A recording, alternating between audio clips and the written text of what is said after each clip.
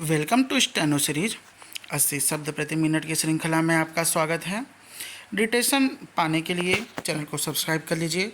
डिटेशन अच्छी लगे तो उसे लाइक करिए और अपने दोस्तों के साथ भी ज़रूर शेयर करिए। सब्सक्राइबर्स जितने ज़्यादा हमारे साथ जुड़ेंगे हमें उतनी ही उत्साह और रुचि के साथ डिटेशन देने में अच्छा लगेगा। डिटेशन स्टार्ट होगी 5 सेकेंड बाद। Ready start. मानव जीवन एक अदृश्य लेकिन अत्यंत सक्रिय तत्व के इर्द गिर्द घूमता है और वह है मन। मन हमेशा किसी न किसी वस्तु, विचार या अनुभव से जुड़ा रहता है।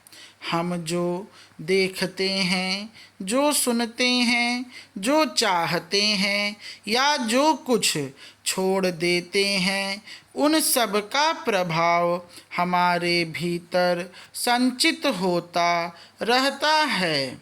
बाहर दुनिया की वस्तुएं भले भौतिक हों, लेकिन उनका वास्तविक अनुभव मानसिक होता है। सुख, दुख, आकर्षण या विरक्ति सब के सब मन के स्तर पर ही घटित होते हैं। मन की एक विशेषता है, यह स्थिर नहीं रह सकता। आज जो वस्तुएं हमें अत्यधिक आनंद देती हैं, वही कुछ समय बाद सामान्य लगने लगती हैं और मन किसी नए आकर्षण की ओर बढ़ जाता है। यह निरंतर परिवर्तन ही मन की प्रकृति है। संसार की हर एक वस्तु सीमित है। जिसका आरंभ है उसका अंत निश्चित है।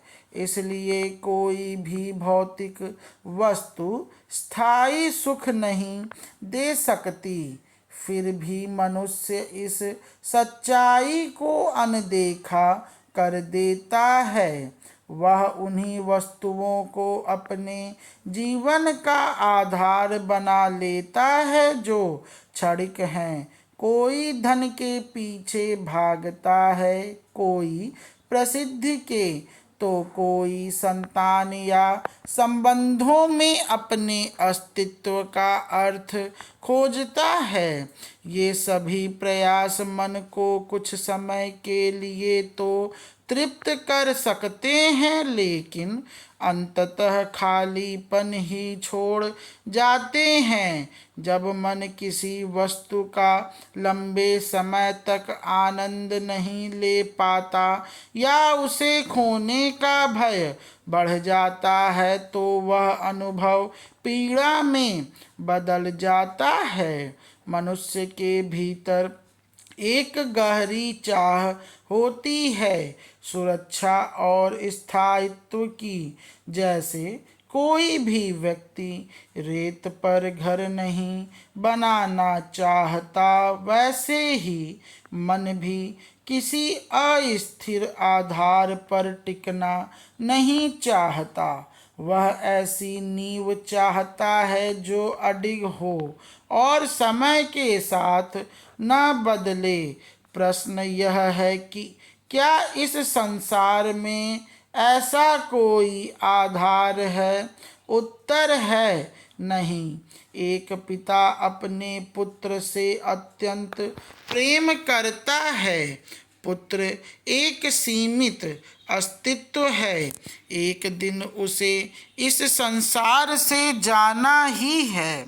यह विचार दुख का कारण बनता है, लेकिन वही पिता यदि अपने पुत्र को अनंत सत्ता की अभिव्यक्ति के रूप में देखने लगे तो उसके प्रेम में गहराई तो होगी, पर भय कम हो जाएगा, क्योंकि अनंत को खोया नहीं जा सकता।